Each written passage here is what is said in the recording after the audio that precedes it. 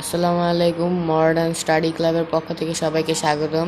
আমি আজকে তোমাদের প্রাথমিক গণিত বই চতুর্থ শ্রেণীর 11তম অধ্যায়ের অনুশীলনী 11.2-এর 5 নম্বর অঙ্কটা তোমাদের করে দেখাবো। তো এখানে 5 নম্বর অঙ্কে কি বলা হয়েছে দেখা যাক। মাসুদা বেগম 3 মাস 3 সপ্তাহ 6 দিন ছুটি পাওনা রয়েছে। তিনি 2 মাস 3 সপ্তাহ 3 দিন ছুটি নিলেন। মাসুদা বেগম আরও কতদিন ছুটি নিতে পারবেন? তো এখানে স্বাভাবিকভাবে বোঝা যাচ্ছে এটা বিয়োগ হবে। তো আমরা অ্যান্সারটা দেখে আসি। আমি এটা আগে থেকে তোমাদের সুবিধার জন্য লিখে রেখেছি। তো অনুশীলনী 11.2 ছোট নিয়মটা প্রথমে দেখাচ্ছি। ছুটি পাওনা 3 মাস 3 সপ্তাহ 6 দিন। ছুটি নিয়েছিলেন 2 মাস 3 সপ্তাহ 3 দিন। এটা যদি আমরা বিয়োগ করে দেই, আরও ছুটি পাবেন 1 মাস 30 দিন, তাহলে 33 দিন আমরা লিখতে পারি।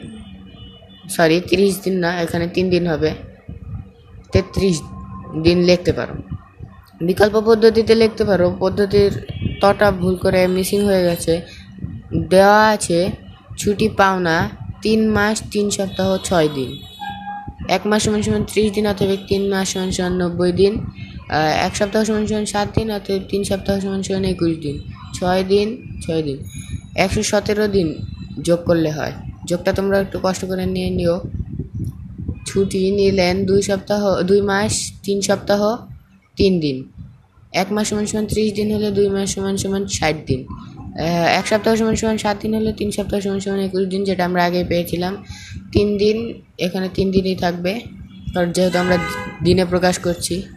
তো সব সুযোগ করলে 84 দিন হয়। আরও ছুটি পাবেন 117 দিন।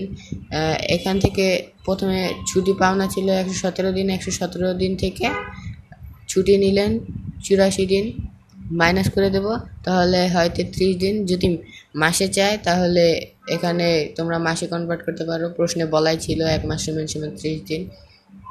তো ভিডিওটি এই পর্যন্তই। যদি ভিডিওটি ভালো লাগে তাহলে একটি লাইক করবেন এবং একটি সাবস্ক্রাইব করে বেল আইকনে ক্লিক করে রাখবেন, যাতে আমি ভিডিও দেওয়ার সাথে সাথে আপনাদের কাছে সহজেই পৌঁছে যায়।